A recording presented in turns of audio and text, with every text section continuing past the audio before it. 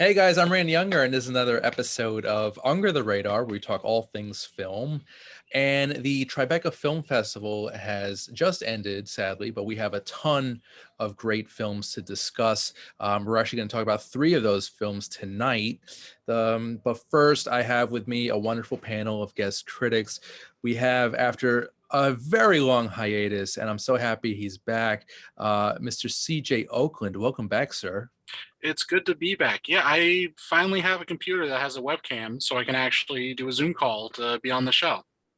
And as always, great to have you, Mr. Matt Roran. It's always a pleasure to be here, as always. Oh, oh, you're so polite. Is that the hint of Mrs. Doubtfire, dear? Oh! Lovely. But CJ, I'm curious, what have you been watching lately? What are your pandemic picks? Pandemic picks. I just finished watching the French show Lupin. They just aired the second season. It's really like the second half of the first season, but really enjoy that show because I love heist and caper kind of movies. And it's really fun just seeing like a French show, like actually with a bunch of people watching it in America, because it's just enjoyable seeing like a different country's take on a lot of the kind of similar tropes we see in shows and movies. Okay. Plus, Omar Sy is the lead. He's great in it. He's a great actor. Did you see the Untouchables? Yes. Amazing film. Basically he plays kind of like this downtrodden individual who links up with a rich disabled man in Paris and basically becomes his caregiver. And along the way, they, basically form a really great bond, a great friendship. And it's just a beautiful film. They remade it about, I think, 2 years ago. They unfortunately try to have Kevin Hart play the part of Omar Sy. And it's like, that just feels unfair to Kevin Hart. I like him. He's a funny comedian, but it's like Omar Sy did amazing in that role. And it's like, you can't just throw a comedian into that. Yeah, it was kind of weird. I mean, it worked for like, it was actually like better than a lot of American remakes. Mm-hmm. But I think a lot of it had to do with Cranston. Oh yeah, he's the reason star. Kevin Hart was good. It was just like, but it was a different movie. Right. Like it felt different. I really just saw it for Cranston. I love anything that man does. So yeah, decent movie, but go see the original, guys. Go see the Untouchables, the original French film. Phenomenally better than its remake. All right, cool, CJ. So Lupin or Lupin? It's a French name, so it's like I hear it pronounced different every time, but it's based on the French novels of Arsène Lupin, who's the famous gentleman thief. And the show's about Omar Sy as a black man whose father is wrongfully imprisoned. So he's made it his life's work to become a gentleman thief, just like the character in the books, and try to get revenge on the corrupt businessman who ruined his father's life. All right. Revenge tale. I like it. I'm going to check. That's on Netflix, right? Yeah, it's on Netflix. They have 10 episodes now. It's a very good show. I highly recommend it. Cool. Good to know. Mr. Roran, what are you watching these days? I decided to delve into the works of the writer and director Robert Rosan from pretty much 30s, 40s, 50s into a little bit into the 60s. Started as a writer for a lot of Warner Brothers films. Okay. Back in the big days in the 30s of classic Hollywood. Oh, I love it. And he was one of the communists who got blacklisted. And then, unlike a lot of the other ones, he threw everybody under the bus and went on to get a little more notoriety in his later career until his last film he directed was Lilith with Warren Beatty. Okay. And he just like absolutely hated Warren Beatty, and then he never made a movie again. Well, I've heard that Warren Beatty was kind of difficult to work with. Danny Elfman said that he just wanted like different versions of the score. He was just very hands-on, like he almost to a point where it was like, enough already, Warren, come on, let me score this thing. But He's done some decent films. So, But yeah, so I've been watching a lot of those, a lot of stuff with like, Betty Davis, Humphrey Bogart, uh, Carol Lombard, yeah, James Cagney. yeah, It's like some some really really good classic films. I guess he's best known for All the King's Men he did, and uh, The Hustler with Paul Newman was nice. like his biggest film. Jackie Gleason. Yeah. Yep. I love it. I totally respect your viewing habits, Mr. Roran. That's great. And as for me, if I'm not watching stuff from the Tribeca Film Festival, which there's a lot, hundreds of films, I try to squeeze in a Michael Douglas movie, every couple days. And yeah, I'm almost done with rewatching Falling Down. Great. That's one of my favorites. So good. And I think Joel Schumacher did it right before Batman Forever. So it's Yep. like totally different films. It's like the total opposite. And I know. I wish this Batman movie was more like Falling Down. that would have been I'd bad. love to see just like Batman go ballistic and beat some skinheads with a baseball bat, That's the Batman we all need. Yeah. So, and I think I'm gonna maybe get into The Ghost in the Darkness. I saw it a long time ago. It's a strange like horror adventure action film where Michael Douglas plays this hunter who I guess joins forces or is fighting Val Kilmer against killer lions. So, and the score is by Jerry Goldsmith, one of my favorites. So that might be next on my queue. Once I get through all of Michael Douglas's stuff, I might even just go back further to his dad's stuff, Kirk Douglas. Oh, Kirk Douglas was amazing. Yeah. So I've only seen a handful of his films. Yeah. Detective Story is one of them. I just watched a movie with him the other day. I'm like, on my quest, he was one of them. So. Oh, nice. Yeah, he was phenomenal. Both the father and son. The acting chops is really amazing. So okay, guys, I think we should get into our first movie review. So we're going to be talking about 3 films tonight. They were all screened at the Tribeca Film Festival, and the first one is called The Conductor, and is a pretty basic biography about female composer Marin Alsop, who basically broke glass ceilings and has risen to the ranks in a industry dominated by men. And it's a wonderful story, which is a true story, and it's really it promotes female empowerment and kind of just getting achieving success despite the odds. And Marin Alsop, they have wonderful archival footage. There's great interviews, and we really get a sense of who this person is, both professionally and personally. And I love music. I love scores. So I thought this was a very enlightening look at the music industry, especially the classical music field.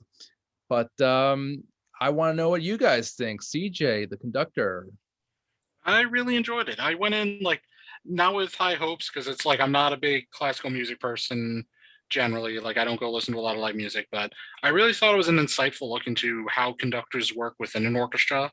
And also when someone wants to be a conductor and the entirety of the orchestra thinks, well, women can't be conductors and don't want to work with her is a very interesting challenge. And unfortunately, it took so long for her to be able to get there, but it's amazing to see her work. And I really love how the documentary showed not only how she was able to get to where she is, but also how she helps train other people as conductors. They showed footage of her in classrooms and even training people over Skype calls over the pandemic. It looked like just being able to help other people learn to be conductors and have those kind of skills and bring that into the future. Yeah, for sure. And it's such a it's not a very sought after skill or field. So you have to be really focused and committed, and it's very specific, conducting. You don't see that a lot. So it's really cool that she's basically paying it forward with a younger generation. So I respect that totally. Matt, what was your take on The Conductor? Oh, I mean, I thought it was great. It's a very important documentary because I mean, it's like even it's not only the fact that like she's told initially that you're a woman, you can't be a conductor, Mm. but the fact that like even like to this day she's still really fighting it. Mhm. Like even it's like once she became the conductor for Baltimore Symphony Orchestra, they're like voting to like kick her out just because she's a woman. Yeah. Like some of the stuff like like she's a woman and it's distracting, like just stuff like that where it's Right. like old white guys, man, what's their deal? Don't know. But it's and it's really cool that like they show like her how she like basically like wanted to become a conductor, seeing Leonard Bernstein Mm. conducting, and then not only does like he became her mentor and friend, and their relationship was amazing. That's just like you don't see that a lot. He was so like supportive of that. Yeah. It's amazing. It's so The ones where when it's like he's got his eyes closed or whatever, and is like it's like something wrong. It's like, yeah, when I can't tell you're a woman when I close my eyes. It's like I can't tell that there's a woman conducting right. because it's just so ridiculous that like Yeah. that's the thing. But That's a great moment in the film. it is. And it's so crazy that she managed to become his student, Leonard Yeah. Bernstein. West Side Story, come on, doesn't get better than that. Yeah. So yeah, I really I respect this film for its message. Again, the female empowerment. It's really it's rampant throughout this, and it's a really important message. Yeah. Matt, would you show this to your daughters? Actually, I watched it with my oldest daughter. Oh, great. She watched it with me. So, and she was like, what? Like, it was like, women can't be conductors. She's like, that's messed up. Like, I was like, it's, it's still a problem. It's like, yeah. But yeah, I mean, yes, I would, and I kind of did. So Yeah, there you go. The glass ceiling needs to be smashed over and over again. I don't know if it'll be smashed enough. they just keep But rebuilding it right yeah, over. yeah, You it's break sad. it, they rebuild it. So Yeah. hopefully this film will smash it a little bit more, Yeah. and we'll see. CJ, would you recommend this documentary? I definitely would. It was very interesting. I think because the movie succeeds not only in telling Marin Alsop's story, it does a great job telling her story, but also the movie just actually made me interesting in conducting and classical music and that kind of line of work for people. Like having the scene where it's like you see one of her classes she's teaching and it's like four different people all like conducting the same piece with like musicians there. Yeah. And you so like she's saying like how when they cut off at certain times, if they're fast, if they're slow, and you slowly start to hear it, like there is a difference to it. It does, each person who conducts like brings a personal edge to it. And being able to watch this film gave me a better appreciation of that. And I think that's a great job of documentary. Not only that it makes you more interested and knowledgeable of the star of the documentary, but also in her career and will help people, I feel like, be more interested in music and getting out there and seeing it or getting involved. I really hope so. And Yeah. I love the shots of the children in the audience, the young person's concert. It's really great. And kids definitely do need to be exposed to classical music or to just great music in general. And to have that type of education is invaluable. So Matt, would you recommend this to people? Absolutely. Nice. And it is like it's amazing how little, like, I mean, I like all about music, how little I really ever like thought about conductors as like a profession. And like after watching this, I'm like, damn, they are really important. Yeah. It's like I always just assumed it's like, okay, it's like a band leader, but like what do they do really? I'm Yeah. like, yeah, what, they like arrange stuff or like whatever, but it's like, you know, they're really working off your movements, and it's like Hmm. just like watching the different things, like when she's doing the Zoom thing, and it's like Hmm. she's like, oh, you just missed the strings, and it's like just the fact that it's like the finger movements and everything. It's like you're really just controlling everything. It's amazing. I mean, you know, average people, they just think it's just they're twirling a stick. Yeah. That's it. But there's no like art or reason to it. But this film, it goes in depth. I would have liked to have seen more like a scientific approach to conducting, like, you know, what is, you know, but maybe that's another film for another time. I don't know. I keep thinking of the Seinfeld episode with the maestro. The maestro. Yeah. But yeah, guys, see The Conductor. It's really great. Marin Alsop, she is phenomenal.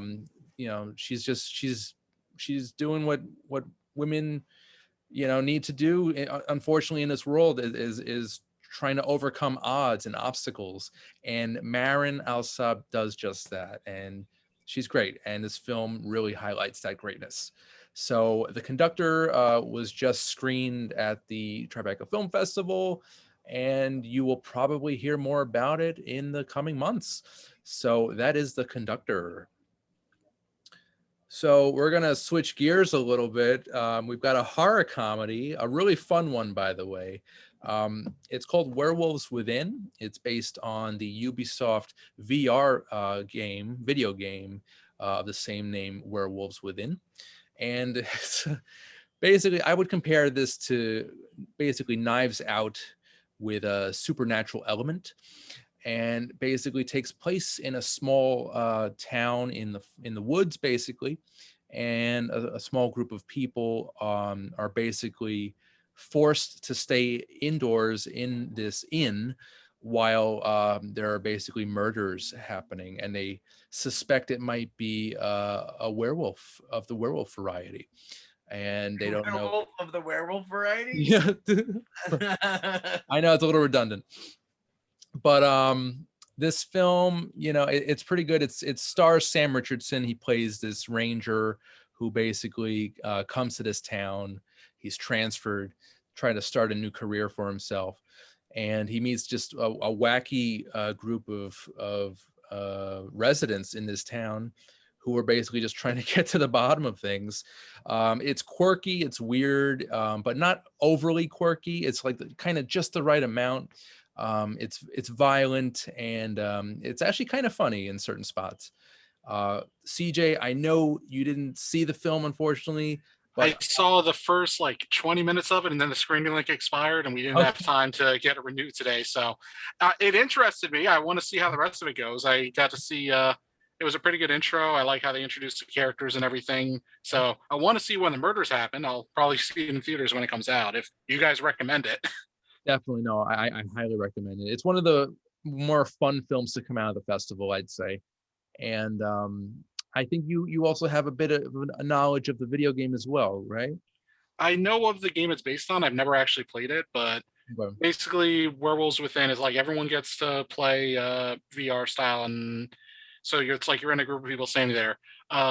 One or two people are usually the werewolves. Every turn you get a round where they randomly kill someone, and then you have to try and guess who it is and vote them out. And you either kill the werewolf and win the game, or you kill an innocent person and then the werewolf kills someone else. So it's definitely a game of you're all screaming and arguing and just trying to turn on other people, or if you're the werewolf, trying to get them to turn on each other. So it's very fun, and it definitely sets us up well for a whodunit style movie. So Hmm. I think their approach to it is it works pretty well.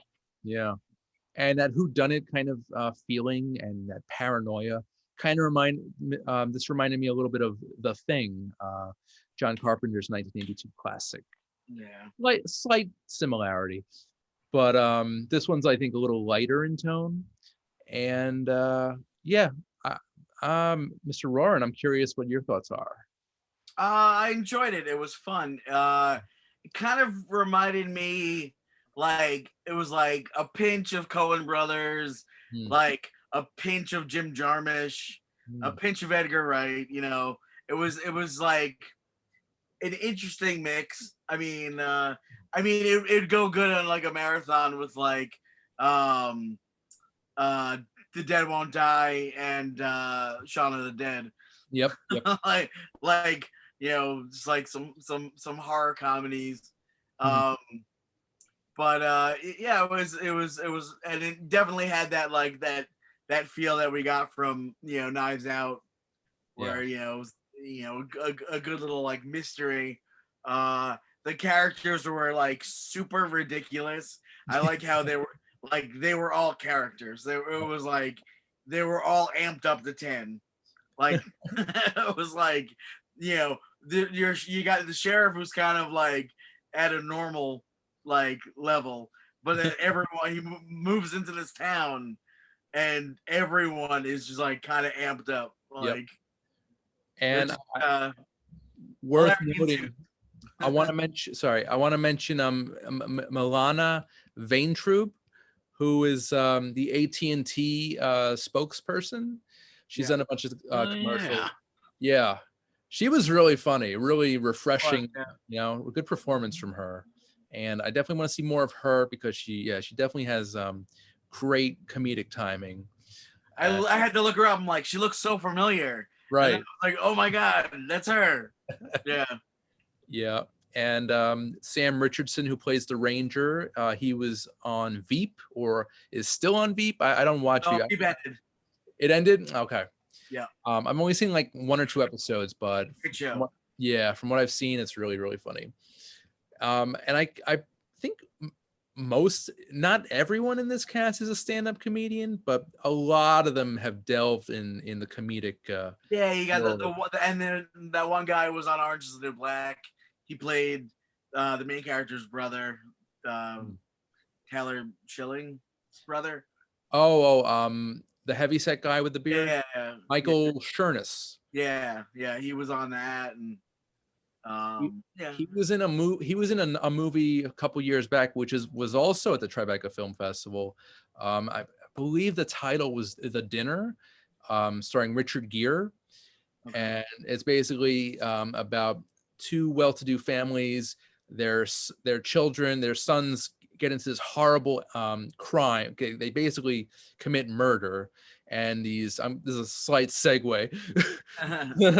They basically, their kids commit this heinous crime, and these 2 families meet over the course of one night at a dinner, very fancy restaurant, to see what they can do to get their sons out of prison or a reduced sentence. Anyway, Michael Chernus, who's in Werewolves Within, he plays their waiter, and he basically explains every dish to them in like great detail. Like, oh, these potatoes were grown in the Tuscany region. It was like the ridiculous dishes that he was talking about. Anyway, Michael Chernus, bottom line, very funny guy.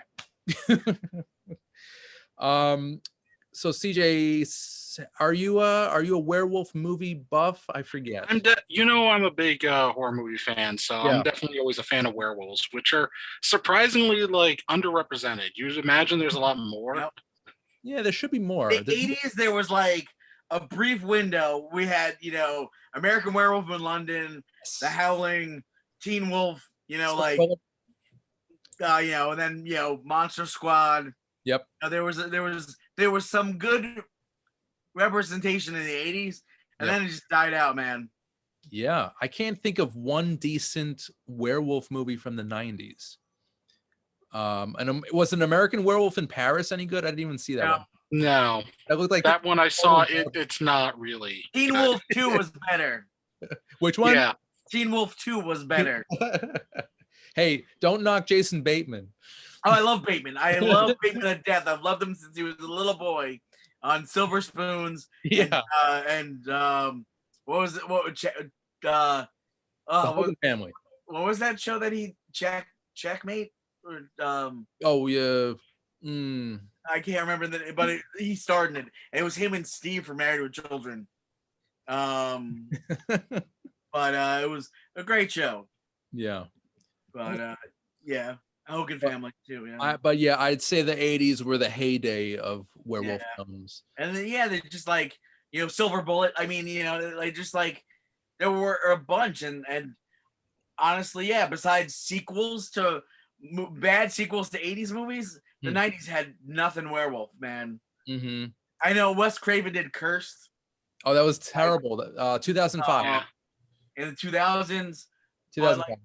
like, and then like fucking underworld movies or whatever. Yeah. But like, it's like why they gotta do werewolves wrong, man? Yeah. Twilight, they handled that kind of. Oh yeah. This is probably the best werewolf movie in like 2 decades. So that's kind of weird. I mean, and it's like I like this movie. I wouldn't say it's amazing. Yeah. But the fact that it's the best werewolf movie we've got in like 20 years, that's fucking upsetting. I mean, it's we weird. Definitely need more werewolf movies. We should get on that. Yeah, and it's sad that vampires have basically stolen the spotlight. I mean, dude, there's a new vampire movie every 2 weeks. Well, also you got to think of it practically. If you're doing a werewolf, you got to do a whole costume and the transformation. For vampires, it's literally just fake teeth and you're good. It's true. Right. So I think that's what's got a lot to do with it. Cheaping out, man. Cheaping out. That also explains the 80s too, because you were at the height of practical effects. Everyone was doing such. I mean, the transformations in American Werewolf in London. Yep. I think are hands down, like, still the best transformation in any movie I've ever seen. Oh yeah, you rewatch that movie, like it entirely holds up. It's amazing. Yeah, I mean, we'll watch it like once a year. Like, I'm curious. Did John Landis have the same makeup effects team in the Thriller music video? Was it Rick Baker? Did I think he did Werewolf. He did Werewolf. I don't know if he did the Thriller. Okay, because that would make sense. Probably though. Yeah, Probably. Right. It felt very similar. Yeah, like the yellow eyes and everything, like were very similar. Yeah, I mean, it probably was. But. And since we're on the topic of An American Werewolf in London, one of my favorite scenes that you rarely hear about, at least for me, the scene, it's like a dream sequence where there had these like random World War II, like the Nazi werewolf scene. Nazi monsters, creatures coming into this house, basically obliterating this nice family, the suburban, like Norman Rockwell. That's the scene when I was a kid that used to freak me the hell out. Yeah. Like it's a scary scene. Oh man, and it's just so out of place. It's so beautiful. Yeah, and it's like I love that it's like one of those things where you don't like realize it's a dream sequence at first, and you're just like, "What the fuck is going on?" It's like I signed up for werewolves. What's going on here? Nazis. See, that's Spielberg. What are you doing? Are you over here, Spielberg? That's a totally different movie right there, yeah. And it just kind of threw in this like 1 minute segment. So, also, huge John Landis fan. Definitely. The opening scene in the Twilight Zone movie with Dan Aykroyd. Yeah. Albert Brooks and Dan Aykroyd. I mean, life doesn't get better than that. Yes, sir. So, yeah, John Landis all the way, guys, all the way. But Werewolves Within, it's screened at the Tribeca Film Festival, and out of all the films I've seen, I saw maybe close to actually 15 or 20.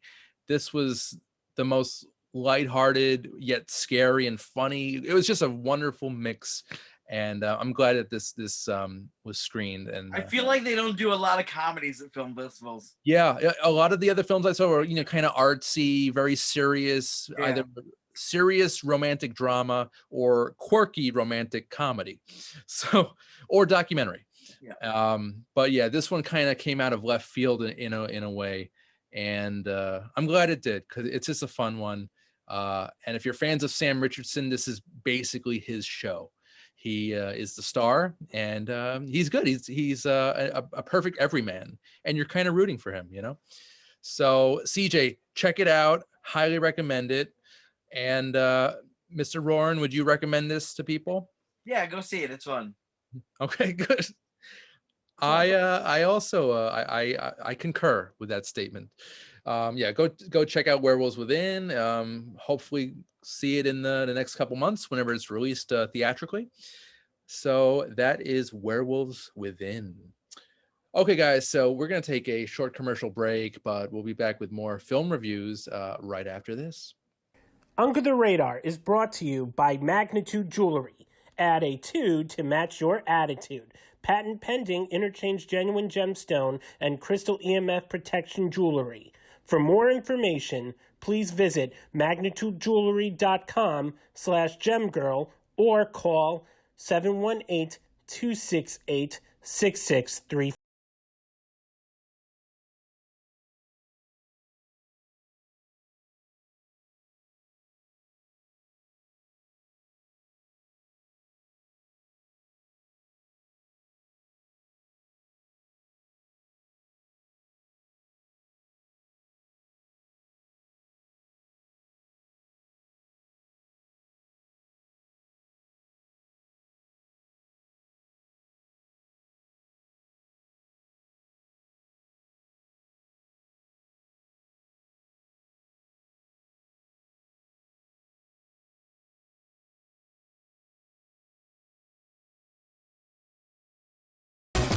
Hey guys, welcome back to the show. Randy Younger, Under the Radar. And our third and final film review of the evening is a very interesting documentary, I must say. It is called The Kids, and it is basically a behind the scenes look at the filming, basically the inception, the writing, and the filming of 1995's drama Kids, which basically is a day in the life of precocious teenagers in New York City. There's drug use, there's alcohol consumption, there's a lot of sex, there's some violence, and at the time in 1995, people thought that this was real, and I'm a little unclear. I think a lot of it was real. I think those were real drugs that they were having. They definitely did smoke real weed. That's for certain. And the questionable direction of Larry Clark didn't have these children pretty much engage in sex on camera. Sexual acts. It really the line between reality and fiction is very blurred here. If you guys watching this right now, listening to this, have not seen the original Kids from 1995, please do so. CJ, I believe you have not seen it. I've never seen it. All I saw was this documentary, and I gotta say, it is horrifying to see the way this movie was kind of filmed.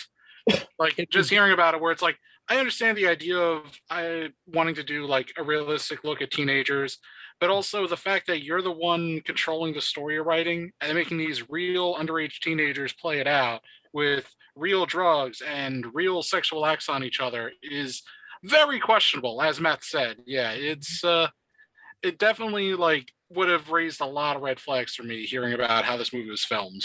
Right. And basically I saw the film for the first time. I saw the original Kids when I was in like junior high or high school. It must have been about the same age that these kids were in when they filmed, with about 14, 15. And I was so stunned at this movie. It was like, it really felt realistic. Like I think I went to school with a lot of kids like this. Just kind of ghetto-y, and just very questionable behavior, let's just put it that. And Larry Clark, the director, I believe he was about 51, 52 when he filmed this. And yeah, Matt, very questionable, very ridiculous. A guy in his 50s filming 15-year-old kids smoking and drinking, and basically, I don't know if they had sex. They didn't really have sex on camera, but there was a lot of questionable stuff going on. Yeah. Matt, I know you like movies like Kids, like really. You grew up with the indie stuff. Well, all right. So I mean, I saw this movie when it came out in the theater. Right.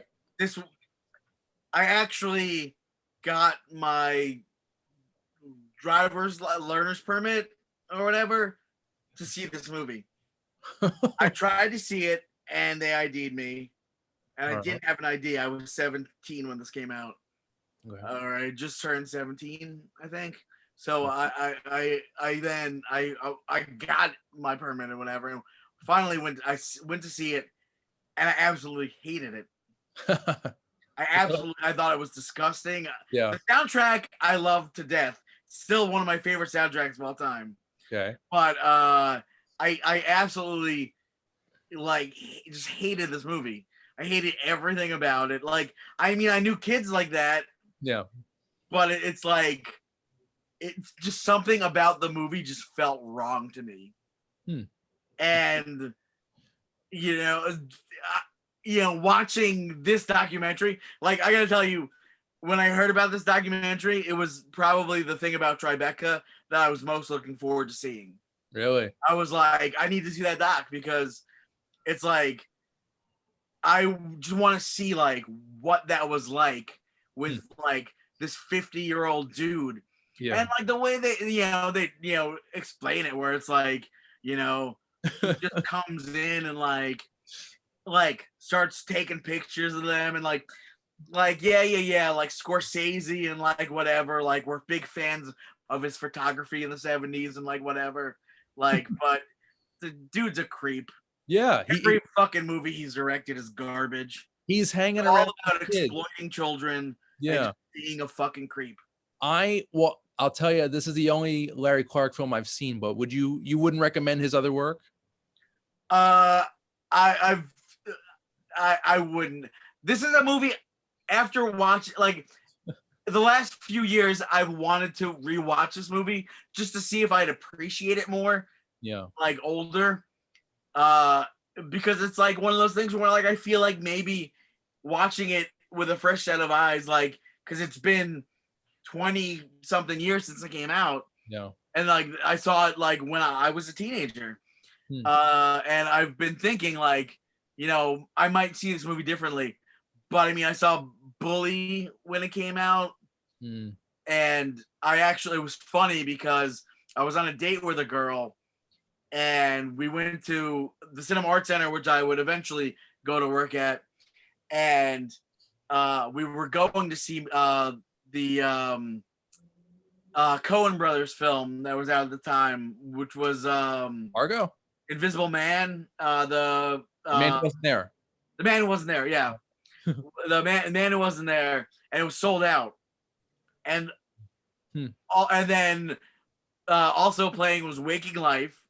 Oh, which I wanted to see. Yes. Which was also sold out. So the only option was Bully. Okay. A movie by Larry Clark, whom I already like. Oh, actually, no, I went to see Waking Life. That's right. Oh, nice. And I gave the girl, and that was sold out. And I gave the girl the option. I said, you can pick. And then she chose Bully. And I was like, ugh.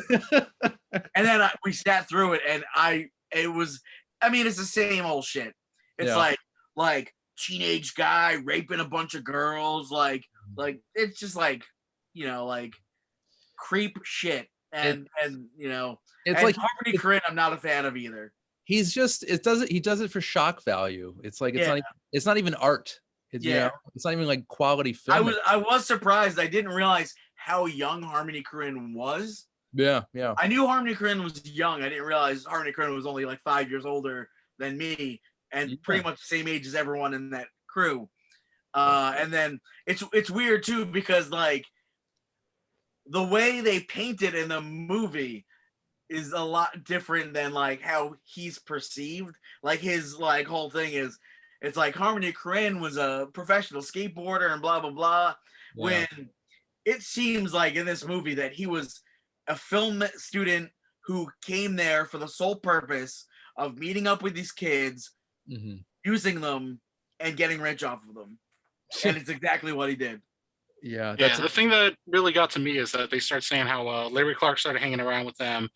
And like, it doesn't seem like, oh, let me just hang out with a random group of kids. It's like he clearly had an idea in mind for this movie that like something he can make cheap because he's going to use real kids.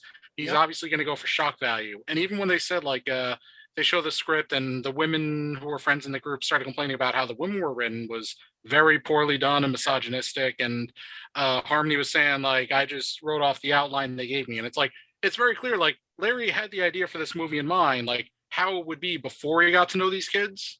Yeah. So he wanted like the violent, sexist kind of movie that it was. and then got Harmony to write it because it's more authentic from a kid's point of view, that like the dialogue is written how they talk, and then made the film. But it's like he already knew what he wanted to depict these kids as before he got to know them. And then he got to know them by buying them drugs and hanging out with them. Yep. So the whole thing just seems very exploitative of what's actually like a really nice group of kids. Like, for as much as they drink and do drugs, I really love the documentary telling the story of how they all come from broken homes and how they kind of just made a family of themselves. Yeah, I'd be way more interested in seeing a movie about a bunch of kids who find a community in skating and supporting each other and trying to get by. Like, that would be a way more interesting movie to me. Well, it's interesting because when I don't know if either of you saw, I'm sure Randy, you saw mid-90s. Yes. Jonah Hill skateboarding movie. I think we reviewed. Did we review that together? It's possible. I saw it like 3 times in the theater, and That so was- I that was absolutely like loved it. That was like more of a more tame version. What I said when it came out, I saw it. Yeah. Because I saw it in the theater, and it was only in the theater for like a week. I saw it and it was like, this is the movie kids were supposed to be. Like, this is what I wanted kids to be when I was young. And I'm like, this is like if Kids was a good movie. and it's like one of those things where like Jonah Hill like nailed it. And he did the same thing. He took real skater kids and filmed them, but right. not in a demeaning like let's give all the characters AIDS. Like, right. But we're all gonna die from AIDS. Like, but mid 90s feels like a movie. Kids does not. Kids feels like someone shot on a camcorder. Kids feels like a shitty fucking student film. That's what it felt like to me. It felt like a half doc, like if True TV existed back then, it'd be a shitty True TV show, like a docudrama, like. Yeah, basically. It is what it is. I don't know. I gotta rewatch it, but it's also interesting that the Hulu documentary Kid 90 that Soleil Moon Frye did, she hung out with all those kids also, so it's an interesting overlap, like this movie and Kid 90. Yeah, and you know what? I also wanted to mention we got a look into two of the actors who actually sadly passed away.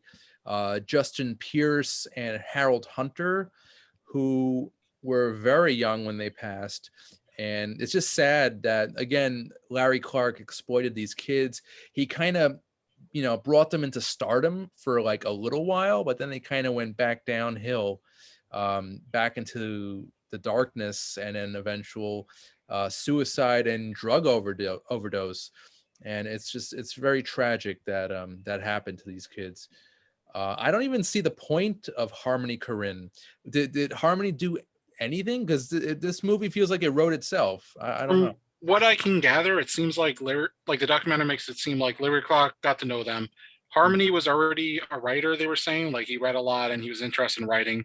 So I think Larry heard that one of the kids was a writer and said, hey, here's an outline I have for a movie. If you write it, then we say you wrote it, so it seems more authentic.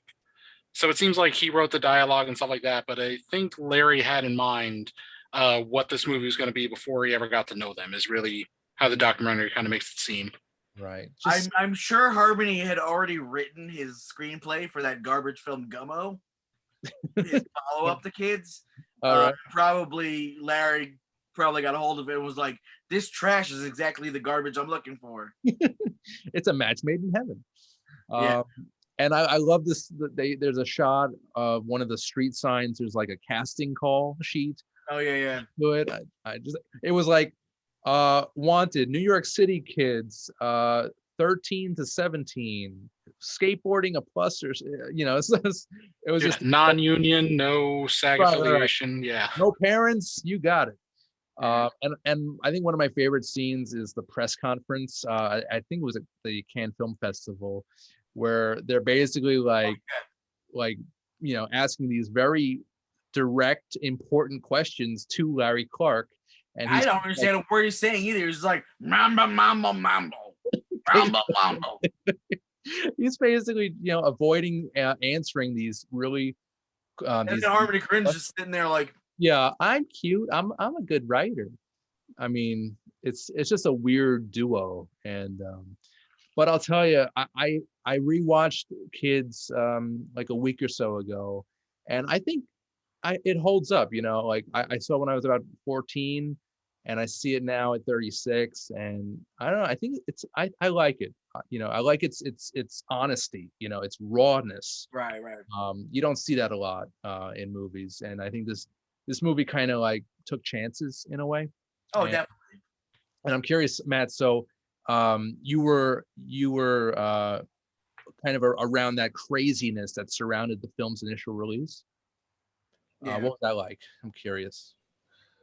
Yeah, I mean, it was just like one of those things that like the word of mouth was so big on it, and it was like when it came out that it was just like oh my god, we need to see this movie. And it's like it was the first movie I ever got like carded for, like, it was like actually like legit, like, you cannot see this movie. And I was like what? It was I mean, it was a huge deal. Oddly enough, the other movie I got like carded for was Clerks. So it was it was the beginning of that revolution, man. That indie film revolution. I love it.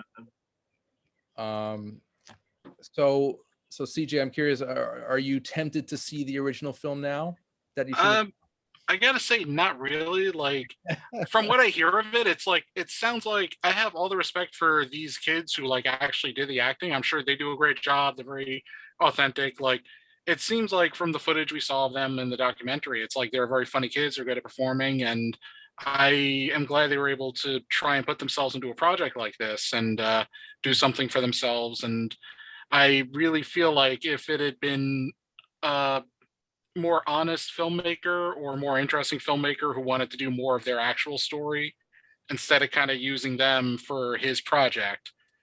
So it's like, I think this movie, I don't want to see the story of it. I already know I'm going to hate completely, like for the same reason Matt is, where it's like how the story's kind of presented. But I really like the kids that were the actors themselves. And I kind of feel bad that they were pretty much used in this way for like $1,000 in a movie that grossed like way more than they got that. $1,000 They on didn't see like any of a nice buffet, Yeah, and I'll tell you, one night to party, eat a buffet. the gross actually was $443,657. Oh, I'm sorry. Wow. That was a gross. The total gross was $607,332. And $6.75 was my contribution on that. But I'll tell you, Kids is, it's an infamous film, and for me, it's one of the more interesting and films that just takes chances, and I love that. And this documentary, I would have liked to have seen a little bit more. I think they could have dug a little deeper. They kind of focused on Justin Pearson and Harold Hunter, their untimely passing, but I would have liked to have seen more of the filming and well, you also have to realize that obviously Harmony Korine and Larry Clark declined to be involved in this. I wonder why. So that there goes any footage. They're not gonna get footage, a lot of footage from the movie without Larry Clark's blessing. Yeah. I'll be honest, I really actually liked that the documentary spent so much time in the beginning focusing on just the kids and how they all met in their circumstances and their group, and then showing how Larry kind of got involved and started hanging out with them, and then the filming, and that's all kind of settled before the documentary is even halfway over, and then showing the aftermath of what it's like taking a group of teenagers, paying them barely $1,000 each, and then they're suddenly in a movie that's being shown all across the country, and they're on the covers of newspapers and people are recognizing them, and what that kind of attention would really do to unsuspecting kids. Yeah, and then and then they're nowhere to be found. They're not hanging out with us anymore. Yeah, their money off us. They moved on. And you know what? Speaking of other people involved with the original film that didn't appear in this doc, Chloe Sevigny Savigny and Rosario Dawson. Rosario Dawson. Well, they're both they're movie stars at this point. Yeah. So it's like, who cares? This movie, it basically, it was a springboard. I mean, that's what I like about it is it's dealing with interviews with the real people. Because I mean, like, not saying that Chloe Sevigny and Rosario Dawson aren't real people, but they weren't involved in that scene. They were actresses already. Wait, they're not werewolves, Matt? They're not werewolves. I can't think of any movie where either of them play a werewolf, so no. And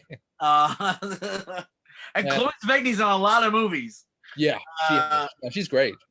Oh, you know what? I wanted to mention Hamilton Harris, who he's fantastic in this. He plays.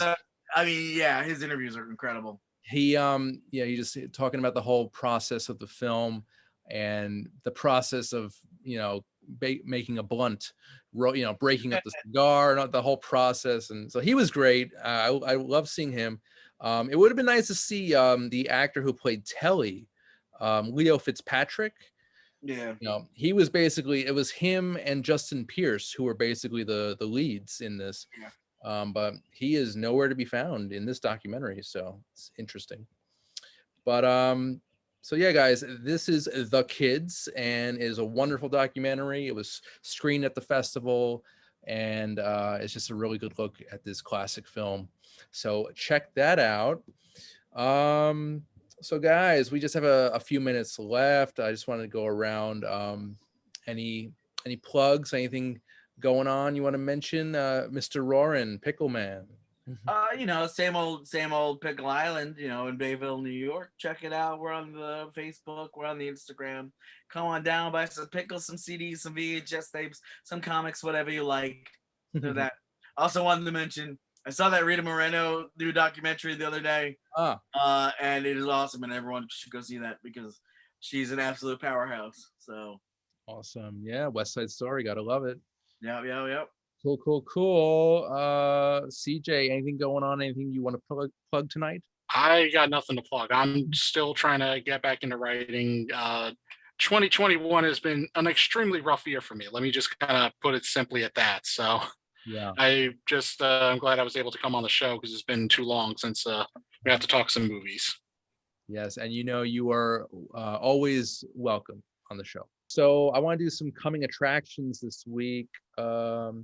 We've got the Forever Purge, which is, I think, the next installment in the Purge franchise. I have not seen a single one. I saw one of them, and I liked the one that I saw. The rest of them didn't quite look as good. I'm like, I think I haven't seen any. Yeah. I'm like, but I'm also thinking, I might have seen Election Day. I might have.